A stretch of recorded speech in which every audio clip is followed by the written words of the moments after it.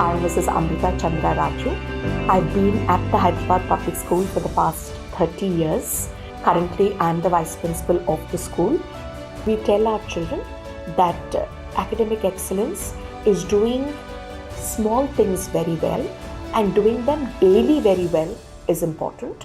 It's not a one-off thing that you do on the eve of an examination, but something you do on a daily basis. I think that's the reason why the school has produced so many global leaders.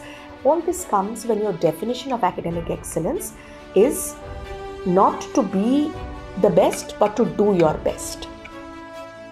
We are also very quick to move into new support systems. For example, when there were learning platforms introduced in the form of Extramarks, we were quick to latch on because we understand interactive pedagogy. We know powerful assessments, and Extramarks has been an interesting dimension to the pedagogy that the school has adopted and will continue to adopt.